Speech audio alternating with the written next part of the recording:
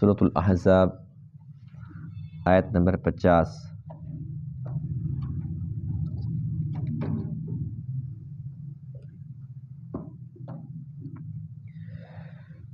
اعوذ باللہ من الشیطان الرجیم،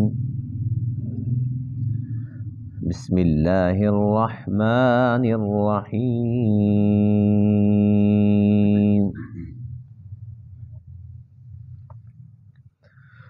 ترجی من تشاء منہن وتؤوی الیک من تشاء ومن ابتغیت ممن عزلت فلا جناح علیک، ذلك أدنى أن تقر أعينهن ولا يحزن ويرضين بما آتيتهن كلهن، والله يعلم ما في قلوبكم وكان الله عليما حليما۔ لا يحل لك النساء من بعد ولا أن تبدل بهن من أزواج ولو أعجبك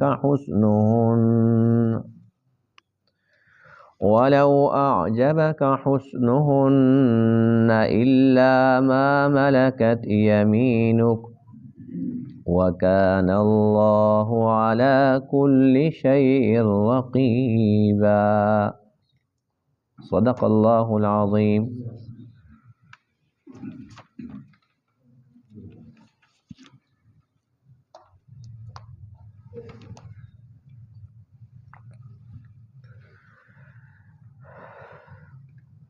گزشتہ درس میں حضور خاتم النبیین علیہ الصلاۃ والسلام کی 4 خصوصیات کا تذکرہ پڑا تھا۔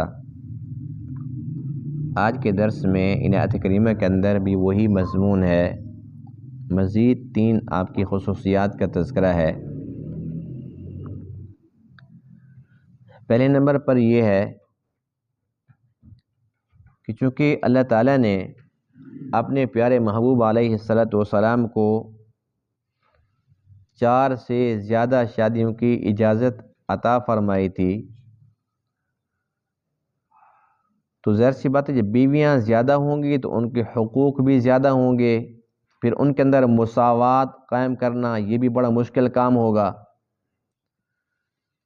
جبکہ شادیوں سے جو مقصد ہے وہ میں نے گزشتہ درس کے اندر عرض کر دیا تھا کہ مقصد کو صرف خواہشات کی تکمیل نہیں تھی، دین کی تبلیغ، دین کی اشاعت ترویج، یہ مقصد تھا کہ جتنی زیادہ بیویاں ہوں گی تو زیادہ باتیں جو گھر کی ہوں گی، جو گھر کے اندر دین کا حصہ ہے گھریلو، وہ باہر کی عورتوں تک پہنچے گا، اور صحابیات اپنے دین کی ضروریات پوری کرنے کے لیے امہات المؤمنین کے پاس آئیں گی۔ اب معاملہ یہ ہے کہ جب بیویاں زیادہ ہوں گی تو ان کے حقوق بھی زیادہ ہیں، پھر اگر درمیان میں برابری نہ ہوئی تو یہ بھی مسئلہ ہے، اگر برابری کریں گے تو یہ بھی ایک بڑی دقت والی بات ہے۔ تو اللہ تعالیٰ نے ان آیات میں ارشاد فرمایا کہ اے محبوب، یہ مساوات کا جو قانون ہے یہ عام ایمان والوں کے لیے ہے، آپ اس کے پابند نہیں ہیں۔ آپ کی مرضی ہے، جس بیوی کو زیادہ وقت دیں، جس کو کم وقت دیں، جس سے دور رہنا چاہیں، جس کو قریب کرنا چاہیں، آپ کو اس بات کا اختیار دے دیا گیا، یعنی کہ مساوات کے اللہ کے نبی پابند نہ رہے۔ یہ اللہ کا حکم واضح طور پر آ گیا، اور اس کی وجہ یہ تھی، اللہ فرماتے ہیں کہ میرے نبی پر کوئی تنگی اور حرج نہ ہو، پوری دنیا تک جو اللہ کا پیغام پہنچانا ہے۔ اب اگر گھر کی جو زندگی ہے، اگر بیویوں کے حقوق پر اور مساوات پر ہی اگر آپ کا زیادہ زور صرف ہو جائے گا تو جو اصل مشن ہے اس کے اندر پھر آپ کو مشکلات کا سامنا کرنا پڑ سکتا تھا۔ اللہ فرماتے ہیں کہ آپ اپنے اصل مشن کو سامنے رکھیں اور اس کی آپ بالکل بھی پرواہ نہ کریں، آپ اس قانون سے مستثنا ہیں۔ اب جب یہ قانون بن گیا اب پھر اللہ فرماتے ہیں کہ آپ پر تو تنگی حرج ختم۔ اب یہ ہے کہ ازواج مطہرات کو بھی پتہ چل گیا کہ کوئی مساوات کا قانون نہیں ہے، اللہ کے نبی کو اللہ نے اس سے ثنا دے دیا ہے۔ تو اللہ فرماتے ہیں کہ اب اگر آپ ان کے درمیان ان کے حقوق کا خیال رکھتے ہیں، ان کے نان نفقہ کا خیال رکھتے ہیں، یا کسی کو وقت زیادہ دیتے ہیں، تو ان کی آنکھیں ٹھنڈی ہوں گی، ان کے غم ختم ہوں گے، اور آپ کی جو عظمت ہے وہ اور زیادہ دل میں بڑھے گی کہ دیکھو اللہ تعالیٰ نے اس اسناد دے بھی دیا، اس کے باوجود پھر ہمارا کتنا خیال کرتے ہیں۔ جب اللہ تعالیٰ نے چھوٹ دے دی ہے تو آپ پابند تو ہے نہیں۔ تو ایک تو یہ ایک بہت بڑی آپ کی خصوصیت ہے مساوات والی، ورنہ عام حالات کے اندر جس کے پاس 2 بیوی ہوں، 3 ہوں یا 4 ہوں، تو اللہ کی طرف سے حکم یہ ہے کہ ان کے درمیان برابری کرنی ہے۔ اگر کوئی بندہ برابری نہیں کر سکتا تو اللہ فرماتے ہیں فَإِنْ خِفْتُمْ أَلَّا تَعْدِلُوا فَوَاحِدَةً، اگر عدل نہیں کر سکتے تو پھر ایک، دوسری کی اجازت ہی نہیں ہے۔ کتنی خصوصیات ہو گئی جی؟ 5 ہو گئی ہیں۔ چھٹی یہ ہے، پھر اللہ فرماتے ہیں کہ جب ازواج مطہرات نے اللہ تعالیٰ کے حکم کو مان لیا اور انہوں نے کسی قسم کا اور کوئی مطالبہ نہیں کیا، تو اب اللہ تعالیٰ نے ان کے ساتھ بھی رحمت کا معاملہ فرمایا کہ اے محبوب، اب بات یہ ہے کہ جب انہوں نے اپنے حقوق کی بات ہی نہیں کی اور یہ ہماری رضا پر راضی ہو چکی ہیں، اب آپ کو یہ اختیار نہیں ہے کہ آپ ان کے ہوتے ہوئے پھر کو اور نکاح کریں، بس اب یہ آپ کی بیویاں رہیں گی۔ کتنی باتیں ہو گئی؟ 7ویں یہ ہے کہ زمانہ جاہلیت کے اندر یہ ہوتا تھا کہ لوگ اپنی بیویوں کا تبادلہ کر لیتے تھے۔ جاہلیت کا دور جو تھا، یعنی کوئی دوست کسی کو ملنے کے لیے گیا اور اس نے کہا کہ یار تیری بیوی تو بڑی خوبصورت ہے، تو مجھے نہیں دے دیتا؟ کہتے بھی میں کیوں لوں؟ کہتے میری تو نے دیکھی ہے، وہ اس سے بھی زیادہ خوبصورت ہے، میں تجھے وہ دے دیتا ہوں، تو اپنی والی مجھے دے دے۔ تو یوں وہ لوگ تبادلہ کر کے چلے جاتے تھے، اور اس عورت سے کوئی بھی نہیں پوچھتا تھا، جو کوئی بیوی ہوتی تھی کہ اس سے کو پوچھے کہ بھئی تو اس گھر جا رہی تجھے پسند ہے یا نہیں ہے، بس مرد کی اپنی مرضی ہوتی تھی کہ مجھے یہ پسند ہے تو بس ٹھیک ہے۔ تو اللہ فرماتے ہیں کہ اے محبوب، وہ جو جاہلیت کا دور تھا اس وقت جو باتیں تھی، آپ نے ان کے ہوتے ہوئے اور نکاح بھی نہیں کرنا، اور وہ جو تبادلے والی بات تھی وہ بھی آپ نے نہیں کرنی، اور آپ اور نکاح نہیں کر سکتے اگرچہ آپ کو کوئی اچھی بھی لگ جائے، خوبصورت بھی لگ جائے، لیکن اجازت نہیں ہے۔ تو یہ ہے 3 خصوصیات جو آج کے درس کے اندر اللہ نے اپنے محبوب کے ہمیں بتلائی ہیں۔ ترجی من تشاء منہن، آپ پیچھے ہٹائیں جس کو چاہیں ان میں سے، وَتُؤْوِي إِلَيْكَ مَن تَشَاءُ، اور ٹھکانہ دیں اپنی طرف جس کو چاہیں، یعنی جس کو چاہیں قریب کریں، جس کو چاہیں دور کریں۔ وَمَنِ ابْتَغَيْتَ مِمَّنْ عَزَلْتَ، اور جس کو چاہیں اس سے جس کو آپ نے دور کر دیا، جدا کر دیا، یعنی کہ آپ نے ایک کو دور کر دیا تھا اور پھر دور والی کو پھر چاہتے ہیں کہ میں اس کو قریب کروں، فَلَا جُنَاحَ عَلَيْكَ، تو آپ پر کسی قسم کا کوئی گناہ نہیں، آپ کر سکتے ہیں۔ ذَلِكَ أَدْنَىٰ، یہ بات، یہ حکم زیادہ قریب ہے اس بات کے، أَن تَقَرَّ أَعْيُنُهُنَّ، کہ ان کی آنکھیں ٹھنڈی ہوں، وَلَا يَحْزَنَّ، اور وہ غمگین بھی نہ ہوں، وَيَرْضَيْنَ بِمَا آتَيْتَهُنَّ كُلُّهُنَّ، اور وہ راضی رہیں سب کے سب اس پر جو آپ ان کو عطا فرمائیں۔ یعنی اللہ نے حقوق روک دیے کہ آپ کی مرضی ہے، آپ پھر بھی ان کو حقوق دیں گے تو ان کی آنکھیں بھی ٹھنڈی ہوں گی، ان کے غم بھی ختم ہوں گے اور وہ خوش بھی ہوں گی۔ واللہ یعلم ما فی قلوبکم، اللہ تعالیٰ جانتا ہے جو تمہارے دلوں میں ہے، وکان اللہ علیما، اور اللہ تعالیٰ سب کچھ جاننے والا ہے، حلیما، بردبار ہے، حوصلے والا ہے۔ لا یحل لک النساء من بعد، نہیں ہے حلال آپ کے لیے کوئی عورتیں اس کے بعد، ولا ان تبدل بہن من ازواج، اور نہیں ہے حلال کہ آپ تبدیل کریں ان کے ساتھ کوئی اور بیویاں، ولو اعجبک حسنہن، اگرچہ ان کا حسن آپ کو تعجب میں ڈالے، اچھا لگے آپ کو، الا ما ملکت یمینک، مگر وہ جن کے آپ کے دائیں ہاتھ مالک ہیں، یعنی باندیوں کی اجازت ہے۔ وکان اللہ علی کل شیء رقیبا، اور اللہ تعالیٰ ہر ایک چیز پر نگہبان ہے۔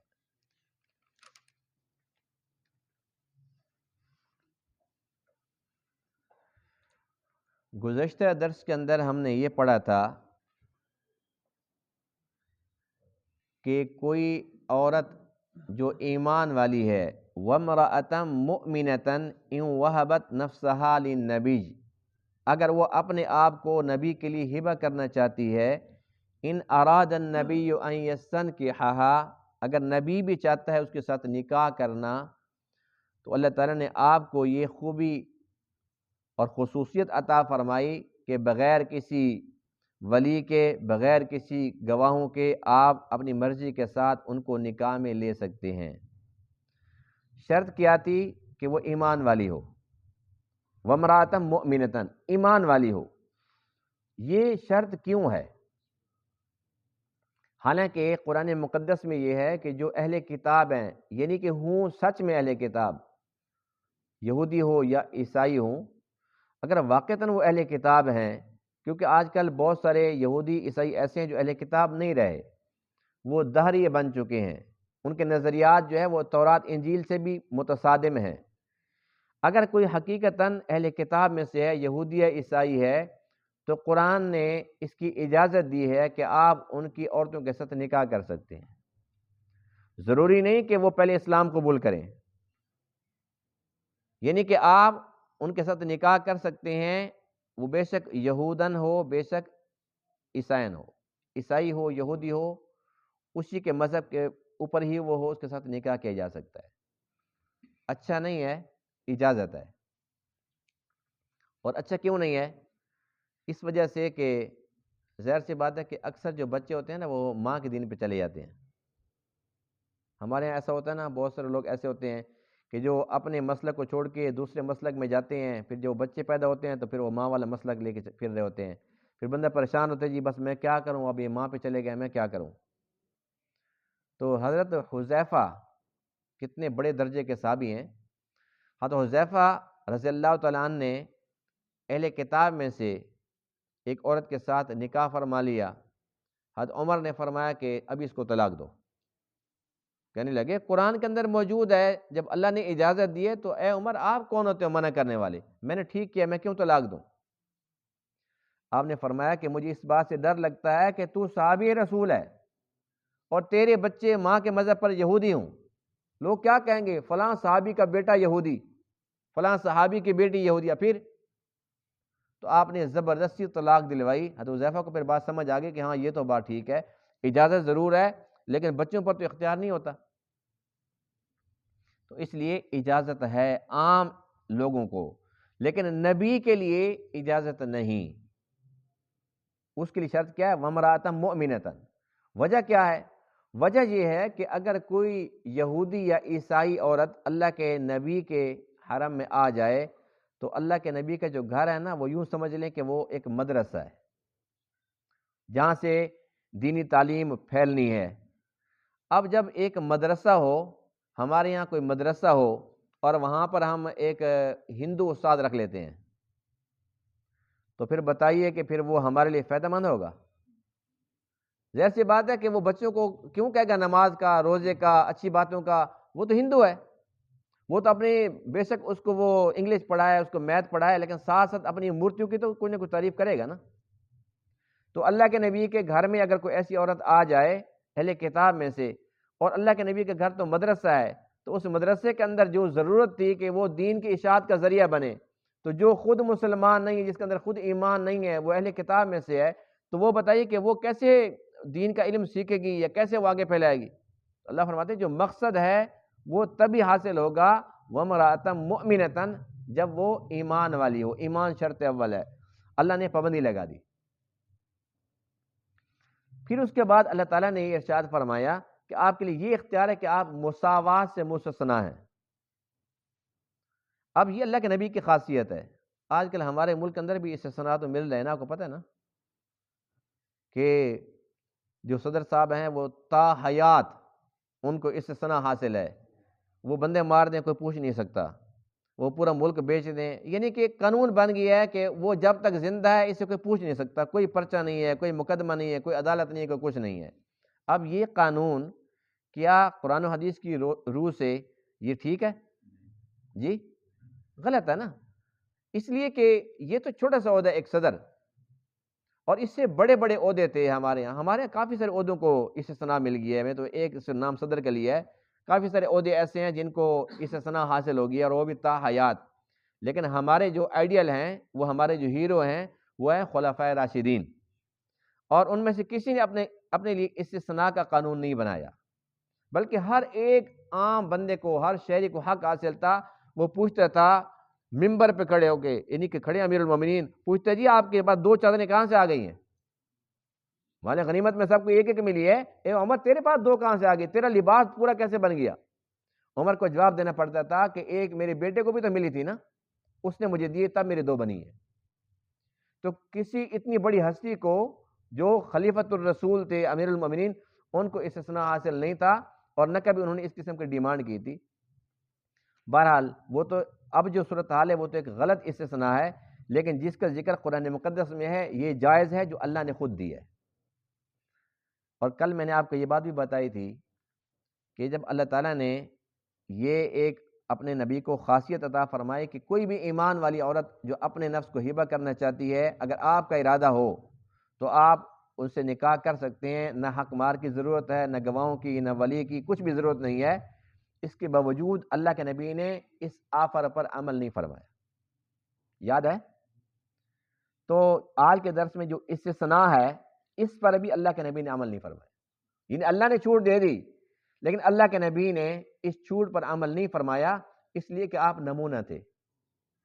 بے شک قرآن کے اندر موجود ہے، لیکن قرآن کا علم رکھنے والے کتنے لوگ ہیں؟ اب ظاہر سی بات ہے، جیسے میں نے بتایا تھا کہ وہ ہندو نے کتاب لکھ دی، کسی کافر نے کتاب لکھ دی، نبی کی شان میں گستاخی کر دی، تو اس بات کو وہ اچھال سکتے تھے، حالانکہ قرآن کے اندر موجود ہے، لیکن قرآن کتنے لوگ پڑھیں گے، کتنوں کو ہم سمجھاتے؟ اللہ کے نبی چونکہ نمونہ تھے، آپ نے اس لیے اس استثناء والی بات کو اپنایا ہی نہیں، اب ہمیشہ مساوات سے کام لیتے تھے، یہاں تک کہ جب آپ سفر میں بھی جاتے تھے تو آپ قرآن اندازی فرماتے تھے، جس کے نام کا قرآن نکل آتا تھا اس بیوی کو ساتھ لے کے چلے جاتے تھے۔ ہمیشہ یہی معمول رہا کہ وہ باریاں مقرر تھی، ہر ایک کو پورا پورا حق ملتا تھا۔ تو یہ اللہ کے نبی کی بھی تو شان ہے نا، کہ آپ نے امت کو بتا دیا کہ اللہ نے مجھے استثناء دیا، اس کے باوجود میں مساوات پہ قائم ہوں، تم خیال رکھنا تمہیں تو استثناء بھی حاصل نہیں ہے، ایسا نہ ہو کہ تم مساوات قائم نہ رکھ سکو۔ اگر تمہارے اندر اتنی ہمت نہیں ہے تو پھر ایک سے آگے بڑھنے کی ضرورت بھی نہیں ہے، تمہیں اجازت بھی نہیں ہے۔ تو آپ علیہ السلام جو خرچے کا معاملہ ہوتا تھا، نان نفقہ کا، یا گھروں کے اندر جو باریاں تھیں، ان کے اندر آپ کا معمول یہی رہا ہے کہ مساوات ہوتی تھی مسلسل، یہاں تک کہ اماں سودا رضی اللہ تعالیٰ عنہ جو بہت زیادہ ضعیف ہو گئی تھی، تو اللہ کے نبی نے ارادہ فرمایا کہ میں ان کو رخصت کر دوں، طلاق دے دوں۔ تو جب آپ نے اس کا اظہار فرمایا تو انہوں نے عرض کیا کہ مجھے پتہ ہے کہ آپ کس لیے مجھے طلاق دینا چاہتے ہیں، کیونکہ میں آپ کے کام کی جو نہیں ہوں۔ تو انہوں نے عرض کیا کہ میں خوشی خوشی اپنی باری عائشہ کا نام کرتی ہوں، آپ بھی خوش ہو جائیں گے، اور میرے لیے اتنا اعزاز کافی ہے کہ میں آپ کے حرم میں ہوں، بس یہ کافی ہے کہ میں آپ کی زوجہ تو ہوں۔ تو آپ نے اس کو قبول فرما لیا۔ ایک یہ بات ہو گئی۔ اب یہاں پر جب یہ معاملہ ہو گیا کہ اللہ تعالیٰ نے اجازت دے دی، اب اللہ کے نبی پھر مساوات فرماتے تھے، تو اب وہ ازواج مطہرات اور زیادہ خوش ہوتی تھی کہ دیکھو اللہ نے چھوٹ بھی دے دی، اس کے باوجود پھر ہمارا کتنا خیال رکھتے ہیں۔ اور ہر ایک کی خبر، عصر کی نماز کے بعد مغرب تک کا جو وقت تھا نا، تو وہ 7 حجرے بنے ہوتے تھے مسجد نبوی کے نا، تو اب ہر ایک کے پاس جاتے تھے اور جا کر ان کی خبر گیری کیا کرتے تھے۔ اس کے علاوہ جو باریاں تھیں وہ اس سے الگ تھی۔ اچھا، اب یہ ہے کہ جو عورتیں موجود ہیں، جو بیویاں موجود ہیں، اب اس کے بعد آپ ان کے اندر آپ نے تبدیلی نہیں کرنی، یعنی کہ آپ کی یہ بیویاں ہیں اور آپ نے ان کے ہوتے ہوئے اور نکاح نہیں کرنا۔ وجہ کیا تھی؟ وجہ یہ تھی کہ ہم نے اسی سورہ احزاب کے اندر پڑھا تھا، 21ویں پارے کا جو آخری رکوع تھا، یا ایھا النبی قل لازواجک، ان کنتن، یہ جو رکوع نے پڑھا تھا اس میں یہ تھا کہ وہ جب تھوڑی سی فراوانی نہیں ہو گئی تھی، جب فراوانی آ گئی تھی تو ازواج مطہرات نے بھی ڈیمانڈ کر دی کہ اب تو ہمارا بھی حق بنتا ہے. چلو پہلے تو فقر و فاقہ تھا، اب تو ماشاءاللہ ہر طرف سے فراوانی ہے، ہر گھر کے اندر اچھے کھانے بن رہے ہیں، اب تو خیبر کی زمینیں بھی آ گئی ہیں، یہودیوں کو اتنا مال غنیمت، اب تو کم سے کم ہمارا بھی حق بنتا ہے. اللہ فرماتے ہیں اچھا، اللہ فرماتے ہیں اے محبوب ان کو بتا دو اگر وہ چیزیں چاہیے تو پھر اللہ رسول سے چھٹی ملے گی، اگر اللہ رسول چاہیے تو پھر اسی طریقے سے گزارا کرنا پڑے گا. اب ان سب نے کیا فیصلہ کیا تھا کہ ہمیں اللہ اس کا رسول چاہیے. اللہ کو یہ بات پسند آ گئی تھی. تب اللہ فرماتے ہیں کہ اے محبوب جب میں نے ان کو یہ ڈانٹ پہ لی تھی تب انہوں نے کیا کہا کہ ہمارے سارے حقوق ختم، فقر و فاقہ برداشت ہے لیکن نبی کو نہیں چھوڑ سکتے، ہم اللہ کو نہیں چھوڑ سکتے.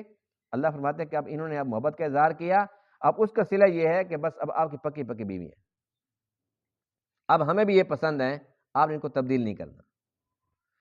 اور ساتھ یہ بھی فرمایا وَلَوْ أَعْجَبَكَ حُسْنُهُنَّ، اگرچہ کوئی کسی اور کا حسن آپ کو اچھا لگے. اس آیت سے ایک مسئلہ نکلتا ہے اور وہ یہ ہے کہ نکاح سے پہلے جہاں نکاح کرنا ہو تو ایک نظر دیکھنے کی اجازت ہے.